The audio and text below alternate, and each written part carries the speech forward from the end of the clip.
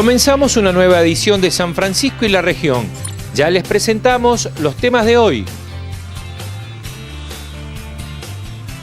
Jornada Campo en San Francisco. Resumen de la muestra de equipos. Cultivos de cobertura. Cosecha con sequía e inundación. Tripanosomiasis en tambos.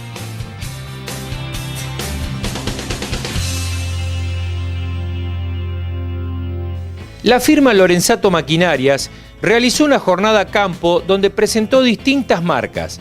El evento contó con la presencia del intendente municipal, licenciado Ignacio García Aresca, a quien entrevistamos. Hemos cambiado la sembradora, compramos una sembradora nueva para esta nueva campaña y también con tecnología, donde tenemos panel digital también desde el tractor, donde no tenemos mala rueda ni tenemos las placas donde vos antes tenías que tomar qué cantidad de semillas tenía moviendo la rueda. Bueno, lo hacemos directamente desde un sector que es desde la cabina del tractor y bueno, y esto es incorporar tecnología. Creo que el sector agropecuario siempre está incorporando tecnología. Creo que es uno de los sectores que está tomando decisiones sin saber cómo puede terminar, porque no solamente es un factor económico, sino que es un factor climático. Y hoy podés empezar hoy sembrando y no sabés si vas a tener buen clima, no vas a tener buen clima, vas a tener sequía, inundaciones y además todo lo que es el mercado económico nacional e internacional, porque nos regimos porque es un commodity. Así que creo que el sector agropecuario es el sector que siempre está tomando decisiones y por eso hay que acompañarlo. Y la tecnología te ayuda a que cada vez los márgenes de error sean mucho menores, así que bueno, es importante tener la tecnología en la producción. Y Lorenzato es alguien de la ciudad, es alguien que aporta muchísimo en lo que yo venía diciendo, en aplicar tecnologías, de tener maquinaria y sobre todo es alguien que cuando uno lo necesita trabaja por la sociedad y esto es un evento que incorpora toda esta muestra para que la región y San Francisco lo pueda venir a visitar, así que agradecerles a ustedes porque ustedes es un programa que se ve a nivel nacional y decirle que el sector agropecuario tiene que seguir de este sentido, trabajar y ponerse en todas las mesas. Los espacios que no ocupa el sector agropecuario lo usa otro sector, así que yo siempre veo para que el sector agropecuario esté en todas las mesas sentada porque la economía nacional depende muchísimo de este sector.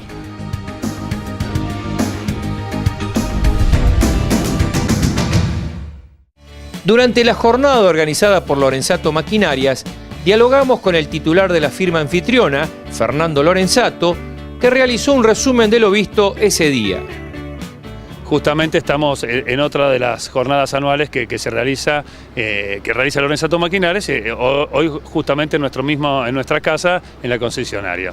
Son varias las novedades de las distintas fábricas que estamos trabajando. Hoy en la presentación, por ejemplo con la fábrica Cele, estamos presentando una nueva sembradora a nivel nacional, un producto único, desarrollado por un productor de San Francisco, que ya es la octava máquina que nos compra, un usuario muy importante de la marca con altísima experiencia y así es como la fábrica Cele va mejorando su producto en base a los conceptos que le vierten los productores, en este caso Luis Felicia, con otro tipo de chasis que se está aplicando a grano grueso, un chasis especial, otro tipo de rodado, o un cuerpo de siembra especial con ruedas anchas de nivelador, un cuerpo más angosto pero con ruedas más anchas, cajón de acero inoxidable, la bulonería también tiene sus conceptos, unas modificaciones en lanza, modificaciones de marcadores, son muchas las modificaciones pero que todas hacen a la evolución del producto, ¿no?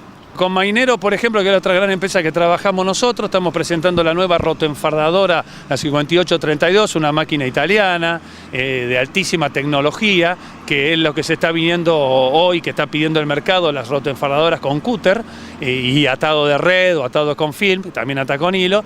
Obviamente también presentamos el MDD-100, como todos los años lo presentamos, ya lo tenemos más que conocido y con mucho éxito en venta aquí en la zona.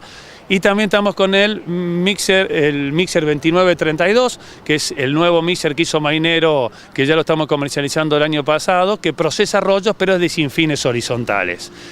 Y por último, el cabezal maicero 3010, que viene a reemplazar el 2008 anterior, que cosecha solo a 52,5 centímetros, pero con bastantes novedades tecnológicas derivadas del MDD, que son aplicados a este cabezal, pero también con cajas nuevas, embragues, zafes nuevos, rolos nuevos, y bueno, está presentándose por primera vez también acá en San Francisco este cabezal, que ya, a la vez que ya tenemos varios colocados, ¿no?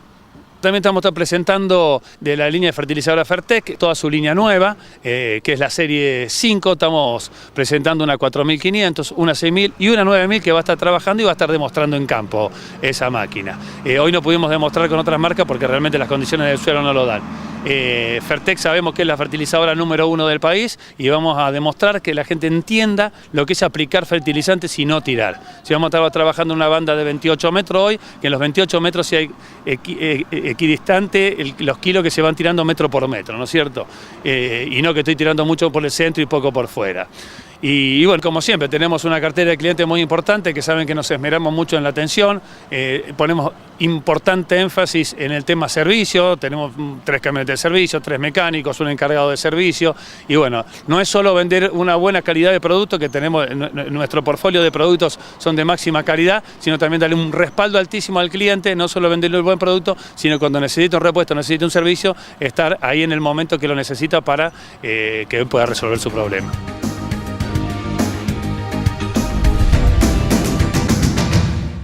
Lorenzato Maquinaria, concesionario oficial Mainero, Cele, servicio técnico y el mayor stock de repuestos originales. Lorenzato Maquinarias, Ruta Nacional 19, kilómetro 124, Frontera. Vulcano presenta equipos para el agro. Mini pulverizador de 12 volts con botalones regulables. Equipo portátil y liviano. Montado sobre tráiler con botalones plegables y de altura regulable.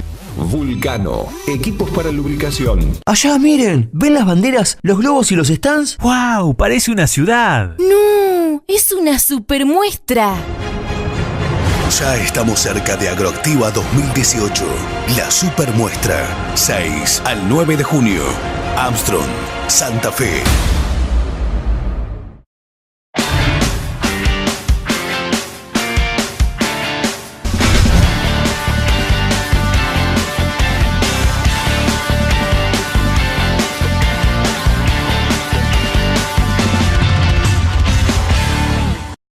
Cooperativa Las Dos Provincias ofrece agroquímicos, semillas, fertilizantes, además servicio de confección de silos y segado de pasturas, también expeller de soja y maíz molido.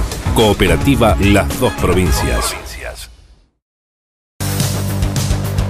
Por calidad y prestaciones, te ofrecemos una alternativa superadora a todo lo que existe en el mercado.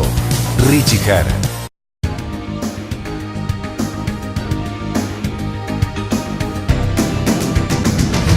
El ingeniero agrónomo Juan Manuel Pico, del INTA Rafaela, enumera alternativas en el manejo de cultivos de cobertura.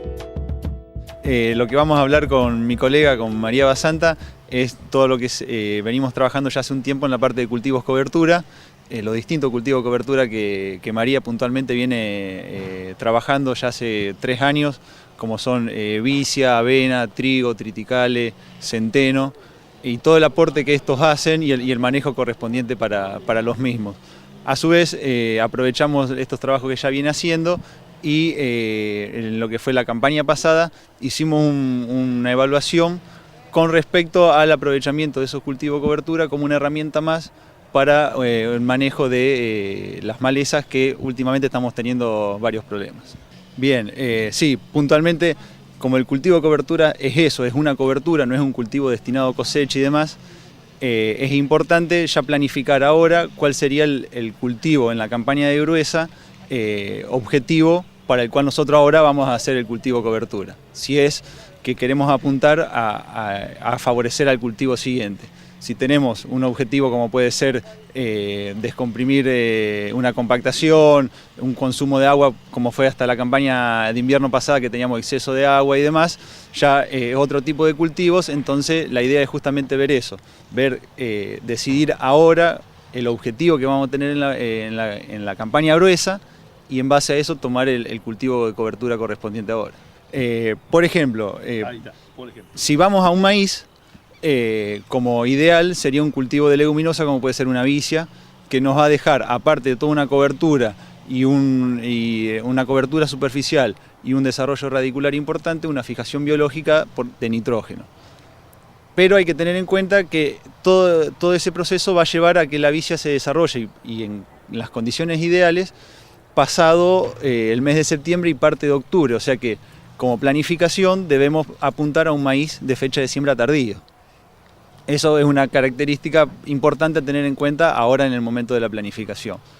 Para la parte a lo mejor de una cobertura, pensando desde el punto de vista a lo mejor de malezas, si vamos a soja, una cobertura con un cultivo de avena, con un cultivo de trigo, genera un beneficio importante en esa competencia que puede hacer con la aparición de maleza ya por primavera, y podemos apuntar entonces justamente a estos cultivos.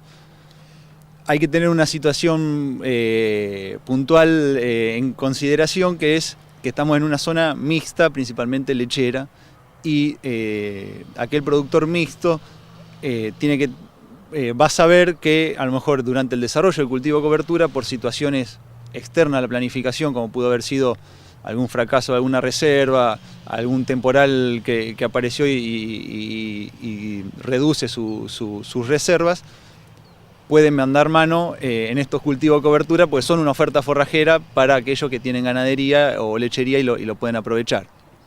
Todo lo que uno hace y propone, el objetivo es justamente en pos de la producción y que el productor se pueda adaptar, y no somos estrictos, porque al ser estricto en eso vamos en contra de una adopción como puede ser un cultivo.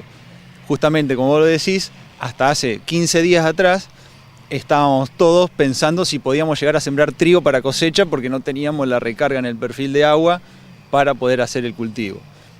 Para los cultivos de cobertura en época de invierno el criterio es parecido.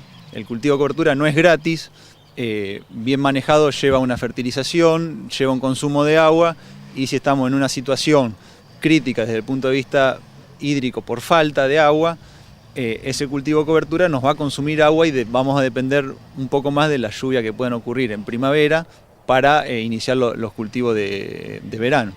¿Qué es lo que uno de acá muestra? Los resultados de los ensayos dan una barbaridad de cultivo de cobertura en lo que producen de materia seca, pero los ensayos acá están fertilizados. Difícilmente en la práctica un cultivo de cobertura sea fertilizado, o si tiene un ataque de enfermedad sea controlado, justamente por eso, porque va, como es cultivo de cobertura y tal vez no tiene como un destino de producción, en la economía el productor dice, mira, me ahorro lo que me puede costar curarlo, total sé que yo ya lo tengo que secar para el objetivo del cultivo en sí, que me viene la soja, el maíz, el que corresponde.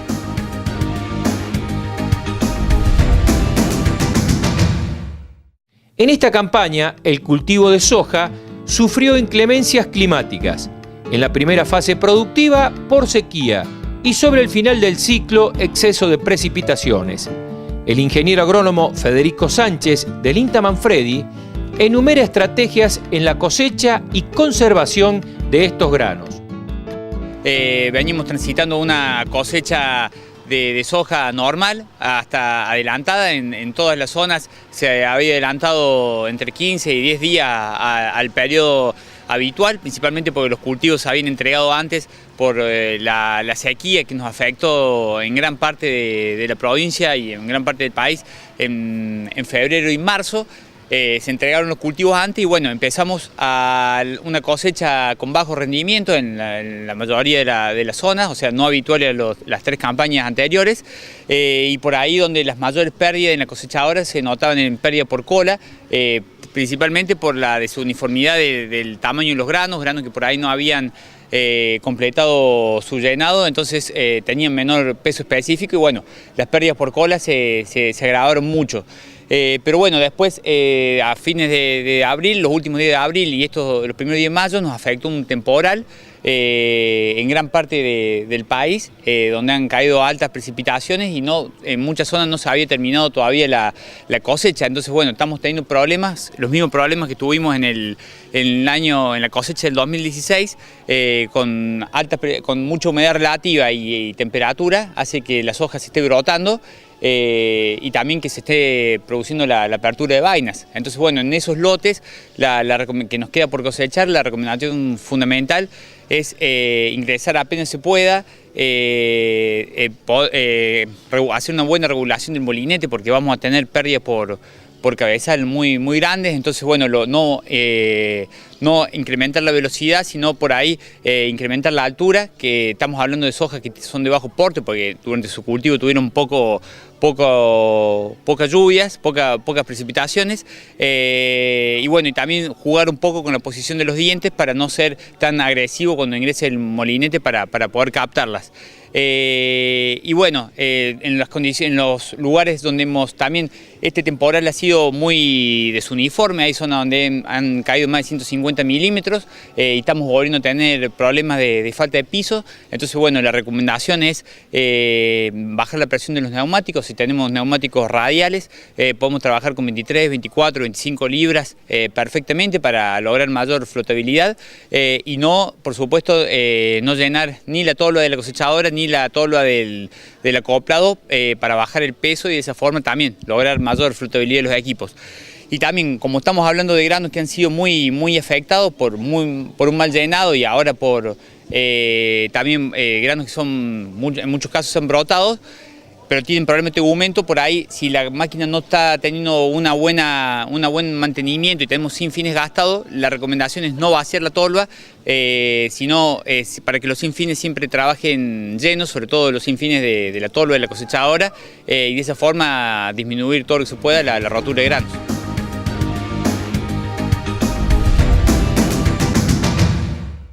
Tecnal. Somos especialistas en nutrición animal y también en mejorar la productividad de tu negocio. Tecnal, nutrición animal. La evolución en equipo. Desde San Francisco y para toda la región centro, Juan Ramírez Cereales. Comercialización, acopio y reacondicionamiento de granos, logística y transporte de semillas. Juan Ramírez Cereales, 3564 424696. Picadoras de forraje Gomselmash. Más de 10 años en el mercado argentino. Un gran equipo a su servicio. Gomselmash.com.ar. FNG Metalúrgica, desde Porteña, Córdoba, fabrica e instala sombras tubulares, patios de espera y de comidas, tambos, planta de silos, llave en mano, estructuras alma llena. FNG, creando, pensando en el futuro.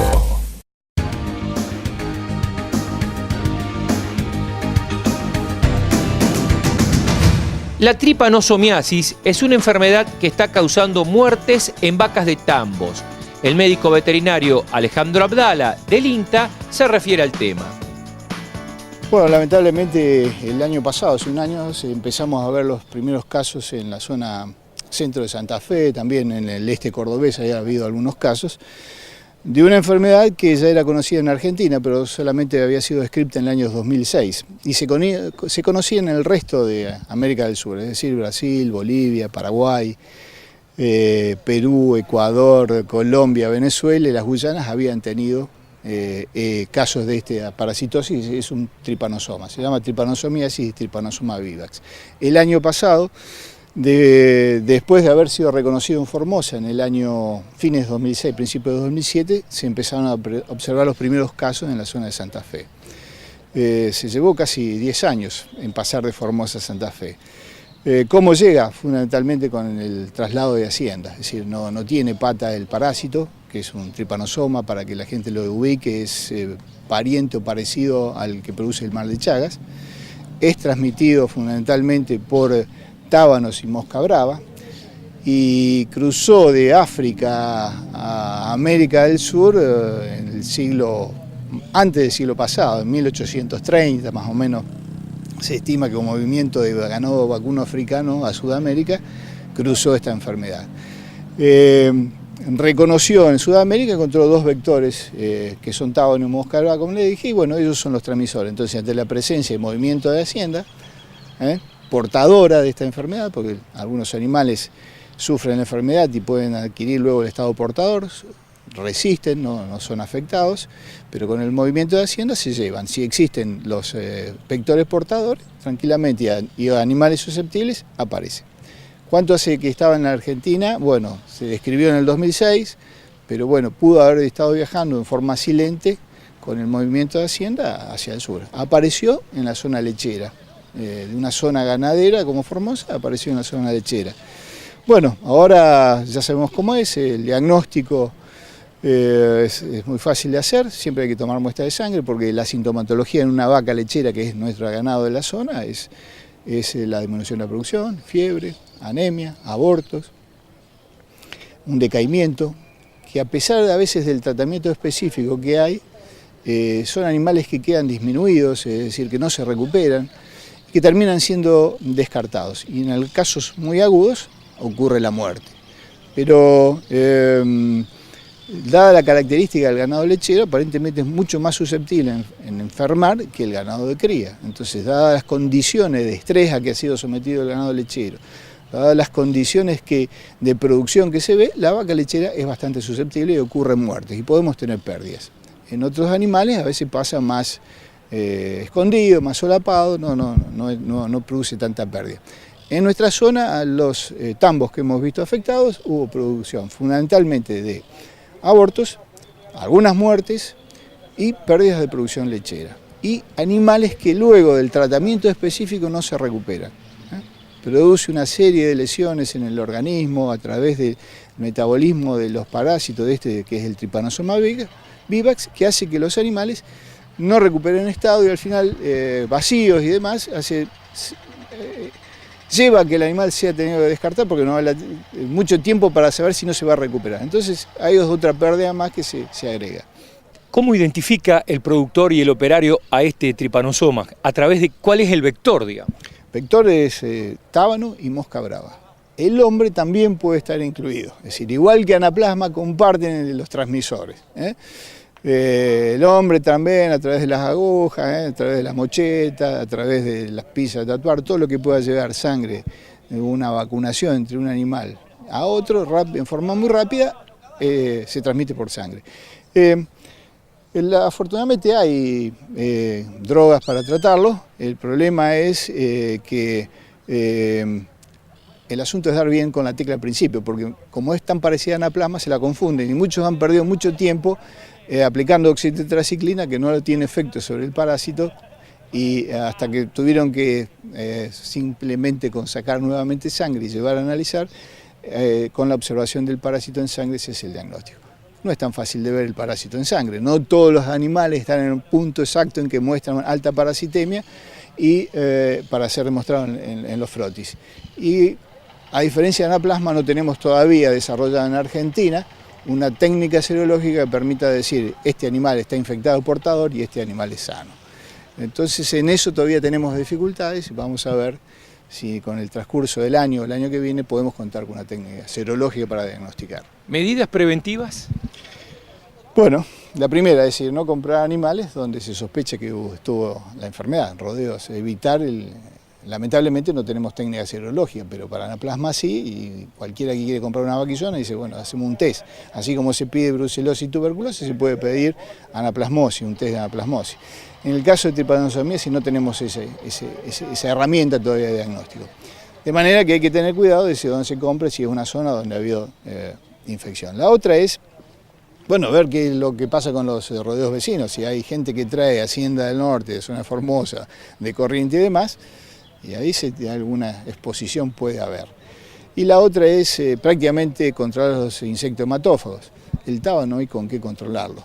La mosca brava tiene algunas medidas prácticas de manejo y es fundamentalmente pasar el rabasto en los corrales, no dejar que se amontone la bosta, todo donde haya materia orgánica, pasto, residuo de alimentos, debajo de las comederas, en la periferia de los bebederos que pierden agua y que puede haber. Todo eso es lugar donde la mosca brava pone sus huevos y ahí hace su ciclo. Entonces, para bajar la población de mosca brava, nos ha venido muy bien esta sequía, comparado con otros, en los años anteriores, que hubo un exceso y tal vez por eso apareció, porque hubo una gran proliferación de vectores de este tipo por condiciones climáticas. Este año, al ser más seco, hubo menos condiciones que favorecieron las poblaciones de estos dos vectores, mosca brava y tábano. Y la otra es también la aplicación de algunos insecticidas puntuales en estas zonas de crianza de moscas, detectadas en los tambos, en la periferia de los tambos, alrededor de los tambos, a fin de mantener bajo esa población de vector.